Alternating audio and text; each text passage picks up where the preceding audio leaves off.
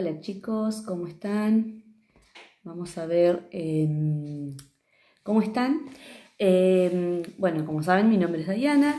Hoy vamos a hablar sobre lo que es la prevención del uso, ¿sí? Del consumo de drogas, cómo prevenir y cuáles son los factores de riesgo que hacen que uno por ahí recaiga en ese consumo y los factores de protección que son los que evitan, ¿sí? que caigamos en el consumo de lo que son las drogas o las adicciones. Bueno, este es el PowerPoint que les hice, prevención en el uso de las drogas. Comenzamos. Los factores de riesgo. Bueno, los factores de riesgo lo que hacen es explican las condiciones en las que se hace probable el consumo de alguna sustancia psicoactiva, pero no son necesariamente la causa de ese consumo, ¿sí? Como saben, las sustancias psicoactivas se denominan sustancias psicoactivas a lo que son las drogas, se llama droga o sustancia psicoactiva. Hay diferentes factores de riesgo. Están los factores de riesgo individuales, familiares o sociales. Los factores de riesgo individuales, los ejemplos pueden ser la frustración, carencia o falta de carencia afectiva, problemas que puede llegar a tener la persona, porque son individuales, se refieren a la propia persona, al adolescente, a cualquier sujeto, ¿sí? Crisis de crecimiento también es otra de los ejemplos de factores individuales. Ustedes como saben, la adolescencia es una etapa muy compleja, muy difícil de sobrellevar. Ustedes recién la están atravesando, pero es una etapa en la que el adolescente se siente a veces poco comprendido, se siente un poco perdido, se siente con esa, como dice ahí, con esa carencia afectiva que nadie lo apoya. Es una etapa en donde nosotros a veces no sabemos qué es lo que nos pasa a nosotros mismos. Sufrimos varias etapas en ese crecimiento, ¿sí? O en esa transición de la adolescencia. Y bueno, y eso hace que a veces nos sentimos frustrados porque las cosas no nos salen como queremos, porque hay cosas que no las entendemos, no nos entendemos a nosotros, no entendemos lo que nos pasa y eso, bueno, obviamente puede que haga que a veces caigamos o tengamos estas tendencias a caer en lo que es el consumo de las drogas. Pero como yo siempre digo, recuerden que tenemos que tener conciencia de que el consumo de drogas es una problemática muy difícil de afrontar, ¿sí? Una vez que se comienza con algún tipo de sustancia. Entonces lo mejor posible es evitarlas, ¿sí? Otro de los factores de riesgo es, bueno, los familiares. Y estos ejemplos son las dificultades para comunicarse, la ausencia de límites y la escasa contención.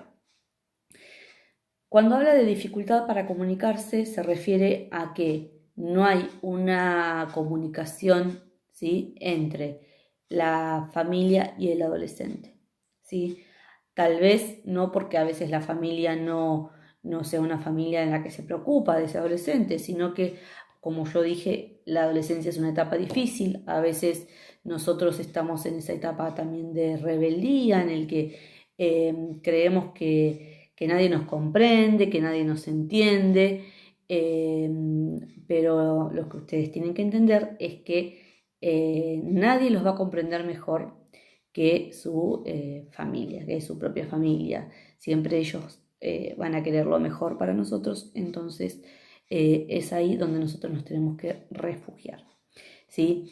Otras veces la ausencia de límites hace que el adolescente por ahí recaiga en alguna situación de riesgo. Ausencia de límites me refiero a que no se les pone ciertas pautas en las que el adolescente tiene que cumplir esas pautas. Bueno, a veces no están esos límites y eso hace que por ahí el adolescente recaiga. Y la escasa contención se refiere a eso mismo que dije antes, nos sentimos poco comprendidos o a veces no nos sentimos, que no nos entienden, que lo que nosotros queremos comunicar no se logra comprender como queremos. Pero bueno, tenemos que tener en cuenta que como dije recién, la familia es el lugar donde nosotros nos tenemos que refugiar. Los factores sociales son indiferencia institucional, la ausencia de proyectos, la falta de crecimiento y el descreimiento. Cuando hablo de indiferencia institucional me refiero a lo que nosotros no nos sentimos comprendidos, ¿sí? Valorados desde lo que es la institución educativa, o sea, la escuela, ¿sí? Falta de crecimiento, falta de descreimiento, es eso mismo, que nosotros no creemos en que ellos nos pueden ayudar, pero bueno, siempre debemos tener en cuenta que tanto la escuela como la familia están los adultos, que son las personas a las que nosotros tenemos que recurrir para cualquier situación a la que nos enfrentemos, ¿sí? Porque son ellos los que nos van a dar esa ayuda que por ahí nosotros no logramos ver o no sabemos qué hacer. Bueno, es el adulto el que por ahí te puede ayudar. Después, bueno, tanto los factores de riesgo como están también los factores de protección. Los factores de protección. Bueno, lo que hacen es apuntan a transformar las limitaciones de las personas y de la comunidad en potencialidades, ¿sí? Tanto potencialidades como habilidades, ¿sí? Bueno, son los atributos o características individuales, sociales, contextuales y situacionales que lo que hacen es inhibir, reducir, evitar, ¿sí? La probabilidad del uso o abuso de una sustancia psicoactiva. Cuanto más factores de riesgo posea la persona, mayor será la probabilidad del uso indebido de una droga. Por el contrario, a mayores factores de protección, el riesgo, ¿sí?, de ese consumo va a ser menor.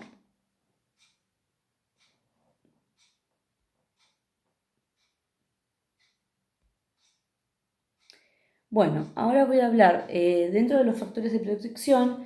Los factores de protección se pueden clasificar en factores de protección individuales, ¿sí?, o factores de protección sociales. Los factores de protección individuales son factores que están relacionados, ¿sí?, con la propia persona, con el adolescente en sí. A ver, tendría que tocar acá. Bueno, uno de los factores individuales pueden ser el autoestima y el autocuidado, ¿sí?, que tienen referencia, hacen referencia a lo que es tener un buen concepto de sí mismo, ¿sí? Tener autoestima quiere decir creer en nosotros mismos, ¿sí? Y obviamente valorarnos, ¿sí? Y esa valorización hace que tengamos un autocuidado de nuestro cuerpo, de nuestra salud. Entonces, teniendo una autoestima indicada y sabiendo cuáles son los riesgos que podemos correr, a eso me refiero, ¿no? Saber que con ciertas situaciones corremos riesgo y evitarlas, ¿sí?, para cuidarnos a nosotros mismos. Otro de los ejemplos de factores individuales es la tolerancia a la frustración. Cuando hablamos de tolerancia a la frustración es saber, ¿sí?, sobrellevar o saber llevar mejor una decepción o un fracaso, ¿sí? Porque obviamente vamos a pasar por varias situaciones de frustración, pero eso no no por eso, ¿sí? Tenemos que sentirnos con como ese bajón, ¿sí? Saber que siempre hay situaciones o nos vamos a encontrar con situaciones que nos van a ser difíciles y tenemos que aprender, ¿sí? A saber sobrellevar esa situación y poder afrontarla.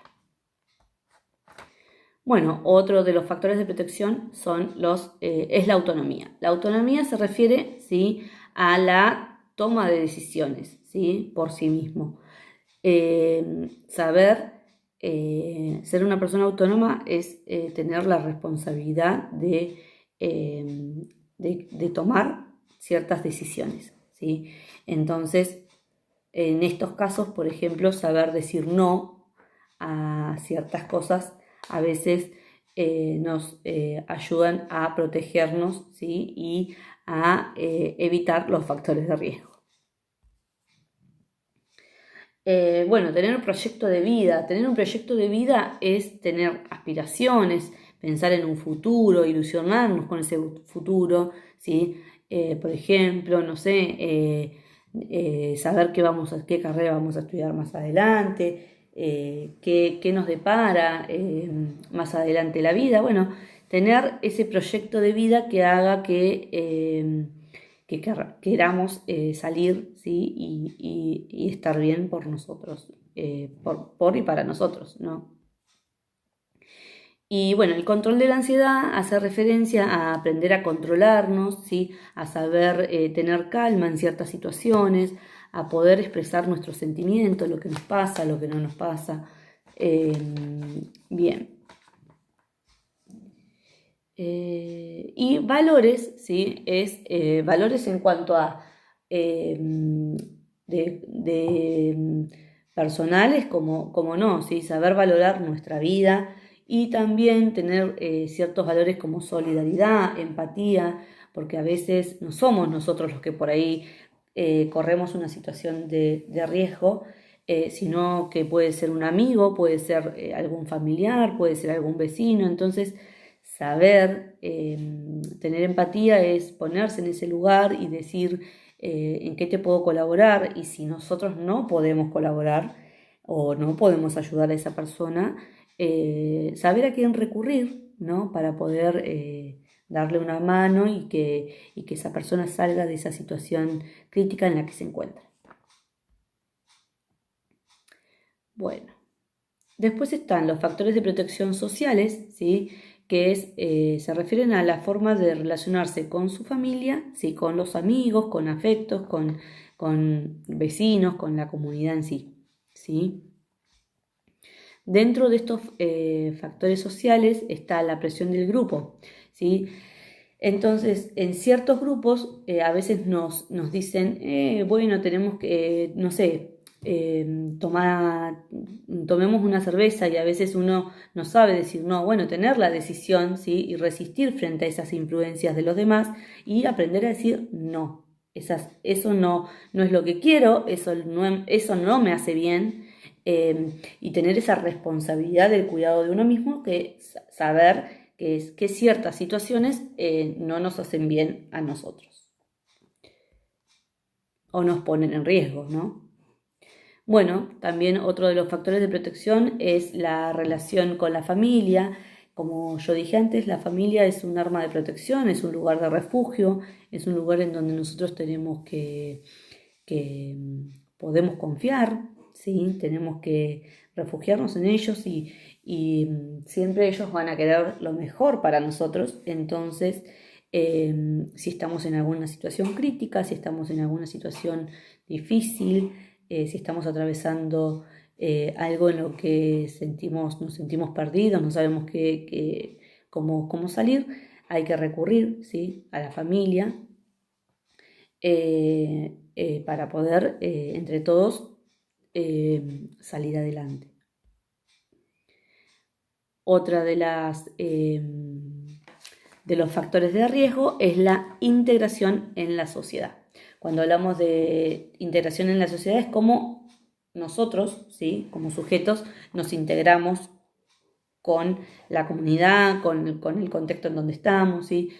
Cómo nos relacionamos con amigos, cómo nos relacionamos con la familia, cómo nos relacionamos con los vecinos, ¿sí? Y poder buscar actividades de participación, tanto en la escuela como a veces en los barrios, en el mismo barrio donde vivimos, ¿sí? Hay ciertas actividades que nos ayudan a poder integrarnos. Y después está el uso positivo del tiempo libre, que eso en realidad son actividades positivas que fomenten, ¿sí? Relaciones personales sanas. Saber con qué amigos me tengo que juntar, con qué personas me hacen bien, qué personas me hacen mal, ¿sí? Y actividades como, cuando se refiere a uso del tiempo libre, son actividades que nos ayuden a poder a estar protegidos, ¿sí? Cosas que nos hagan bien, por ejemplo, no sé, salir a jugar el fútbol en los chicos, a veces en las chicas también, actividades. A ver, ¿qué más? Bueno, ahora viene lo que es el concepto de prevención, a qué se denomina prevención. La prevención es un conjunto de medidas que se adoptan con anticipación, ¿sí? Antes de que ocurra una determinada situación o para minimizar sus efectos negativos. Prevenir lo que es evitar o reducir los diversos factores que influyen para que un sujeto llegue a consumir drogas, ¿sí? Así como las consecuencias que derivan o que se derivan de este. La prevención se realiza mediante un conjunto de actividades integradas, desarrollando factores de protección, factores de seguridad y resistencia en los individuos y en la comunidad. La prevención tiene como objetivo principal la promoción de la salud, ¿sí? El cuidado y la construcción de proyectos de vida significativos, ¿sí? Trabajando sobre factores de protección para potenciarlos y factores de riesgo para disminuirlos. Ahora vamos a hablar de lo que es el contexto de desarrollo de la prevención. Bueno, hay tres tipos de contexto de desarrollo de la prevención. Uno es el sanitario, otro es el educativo y otro es la intervención comunitaria, o sea, la comunidad, en el lugar donde nosotros nos encontramos, ¿sí? En el contexto de desarrollo de prevención o preventivo en lo que es sanitario se refiere a hospitales, salas médicas, qué lugares están dentro de nuestra sociedad, dentro de nuestra comunidad, donde nosotros podemos recurrir, ¿sí? Si estamos en alguna situación de riesgo, es obviamente el hospital o la sala médica, como dije. En cuanto al contexto educativo, obviamente las escuelas, ¿sí? Y en cuanto a la intervención comunitaria, pueden ser lugares donde se produzcan situaciones preventivas, como por ejemplo sociedades de fomento, algún centro de formación puede ser también, ¿sí? O, ahí supongo que deben haber otros lugares más. Ahora vamos a hablar de lo que son los tipos de prevención, ¿sí? Los tipos de prevención son tres. No, los tipos de prevención son dos, me confundí con los ejes. Los tipos de prevención son dos, inespecífica y específica, es la otra. La prevención inespecífica se centra en la promoción de espacios y estilos de vida saludables, ¿sí? Alternativas de ocio y tiempo libre, ¿sí? O sea, es como se promueven espacios, ¿sí? Que le den a esa persona una vida saludable, una vida sana, ¿sí? Fomenta la participación social y comunitaria. Se intenta generar actividades que tiendan a producir mejoras en la calidad de vida de los sujetos. En cuanto a los tipos de prevención específica, es un conjunto de estrategias que se enfocan directamente a las causas del problema. se enfocan en las causas directamente en las causas del problema. Bueno, es importante también llevar adelante acciones específicas, ¿sí? Por ejemplo, o sea, que sean demandadas por lo que es la sociedad, como por ejemplo por padres, por diferentes instituciones sociales, por miembros de la comunidad. Es necesario hablar de lo que es la droga, el uso y el abuso de esas drogas, la prevención, cómo se previenen, ¿sí? Porque es una demanda que exige la sociedad en la que nos encontramos. Ahora vamos a hablar de los ejes. Ejes de prevención. Hay tres tipos de prevención. Primaria, o sea, ejes de prevención. Primaria, secundaria y terciaria. La prevención primaria es la que está referida o se refiere al conjunto de actividades que se desarrollan para evitar la aparición de un problema, ¿sí? Con el fin de impedir o retrasar el consumo de una sustancia psicoactiva. Un ejemplo de prevención primaria son las campañas informativas, ¿sí? O la educación para la salud, ¿sí? Otro de los ejes es la prevención secundaria, que está referida a medidas y estrategias que se utilizan cuando ya se han producido los primeros contactos en el consumo de droga, con el objetivo de evitar la instauración de usos problemáticos. Un ejemplo de prevención secundaria pueden ser programas educativos, ¿sí? Específicos para grupos de riesgo. Y después está la prevención terciaria, que es aquella que se realiza cuando se ha instaurado el consumo problemático. Tiene como objetivo detener el proceso de consumo y disminuir las consecuencias de su uso. Los ejemplos de prevención terciaria pueden ser ya lugares donde se realicen tratamientos para personas con algún tipo de adicción, ¿sí? O de drogadependencia, o rehabilitación, o lugares donde se puedan reinsertar a esas personas que salen de lo que es el consumo de sustancias psicoactivas o de algún tipo de adicción, ¿sí? Como por ejemplo Alcohólicos Anónimos, ¿sí? Como por ejemplo el Centro Preventivo de Adicciones, ¿sí? Hay ciertos lugares donde se dan esos tratamientos para esas personas o esa rehabilitación. Bien, ahora vamos a hablar de la escuela y de lo que es la prevención en las escuelas, ¿sí? ¿Por qué se dice que en la escuela se debe promover la prevención o por qué es el lugar donde se promueve la prevención? Bueno, es en la escuela donde el lugar donde se promueve la prevención porque obviamente es uno de los agentes de socialización junto con la familia y el grupo de pares. Es en ella, ¿sí? Es en la escuela donde se debe continuar el proceso de socialización iniciado por la familia, ¿sí? Donde se refuerzan actitudes generadas en ella, ¿sí? En la familia o modificándola en aquellos casos en los que es necesario. Bueno, además es la escuela un lugar donde se promueve la prevención porque acompaña a los jóvenes en una etapa de maduración en la que la intervención del adulto tiene una gran incidencia. Otro de los motivos es porque a lo largo de lo que es la edad escolar los estudiantes están sometidos a cambios, ¿sí? Que los pueden exponer a múltiples riesgos, como por ejemplo lo que es el consumo de las drogas, ¿sí? Como dije, la adolescencia es una etapa muy compleja.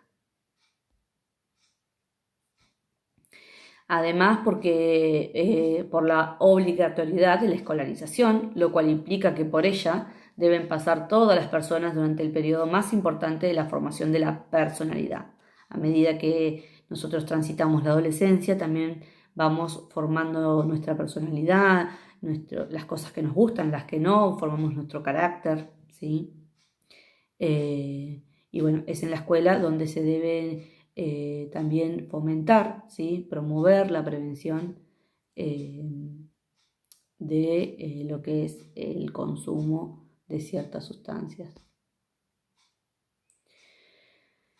Y además es un espacio ideal para detectar precozmente posibles factores de riesgo en la escuela.